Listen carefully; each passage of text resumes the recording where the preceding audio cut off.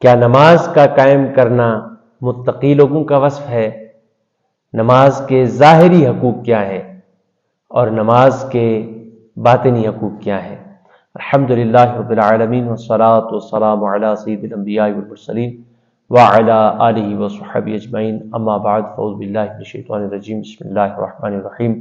اللہم صلی علی محمد وعلی آل محمد کما صلیت علی ابراہیم وعلی آل ابراہیم انک حمید مجید۔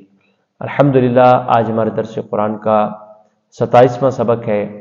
پچھلے سبق میں ہم نے الذین یؤمنون بالغیب، مومنوں کا ایک وصف بیان کیا۔ چونکہ اس پوری آیت مبارکہ میں مومنوں کے 3 وصف بیان کیے جا رہے ہیں۔ پہلا وصف الذین یؤمنون بالغیب، دوسرا وصف ویقیمون الصلاۃ، اور تیسرا وصف ومما رزقناہم ينفقون۔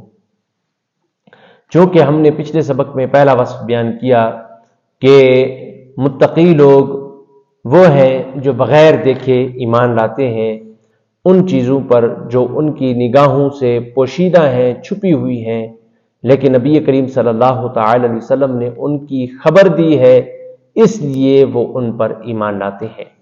وہ کون سی چیزیں ہیں؟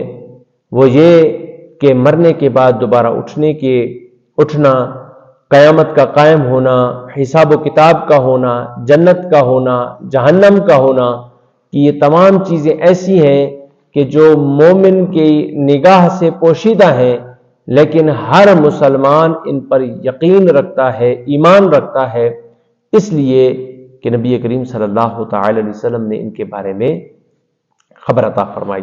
اب یہاں سے وَيُقِيمُونَ الصَّلَاةَ سے متقی لوگوں کا دوسرا وصف بیان کیا جا رہا ہے کہ متقی لوگ نماز کو قائم کرتے ہیں۔ یہ متقی لوگوں کا وصف ہے کہ وہ نماز کو قائم کرتے ہیں۔ مفسرین اکرام ارشاد فرماتے ہیں کہ نماز قائم کرنے سے مراد یہ ہے کہ نماز کے ظاہری اور باطنی حقوق ادا کرتے ہوئے نماز پڑھی جائے۔ نماز کے قائم کرنے سے مراد کیا ہے کہ نماز کے تمام ظاہری اور باطنی حقوق کو ادا کرتے ہوئے نماز پڑھی جائے۔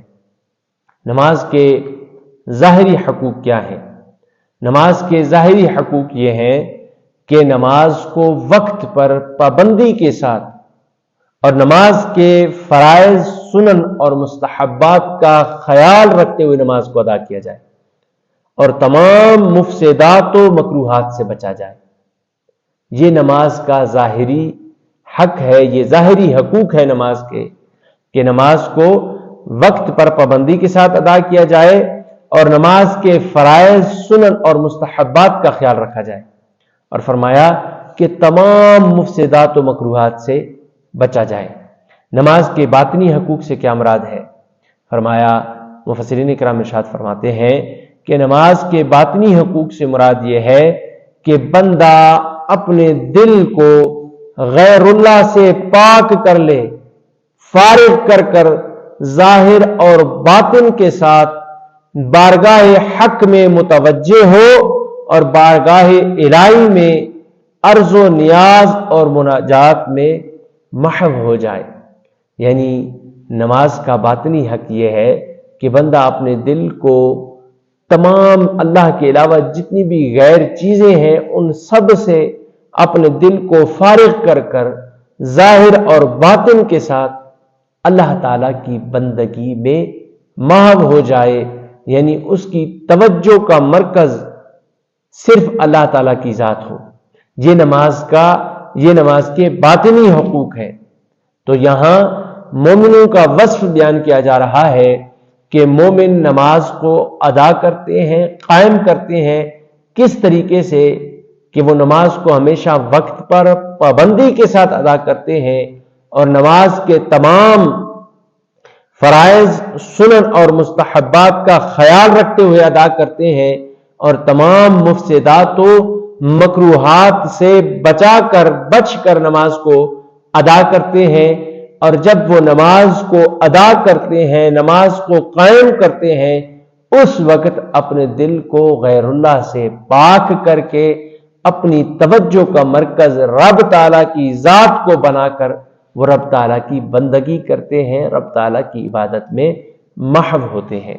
تو اللہ تعالیٰ سے دعا ہے کہ اللہ تعالیٰ ہمیں بھی اس طرح حقیقی طور پر نماز کے ظاہری اور باطنی حقوق کو ادا کرتے ہوئے اللہ کریم ہمیں نماز ادا کرنے کی توفیق نصیب کرے، اور اللہ تعالیٰ ہماری عبادات کو اپنی پاک بارگاہ میں قبول فرمائے۔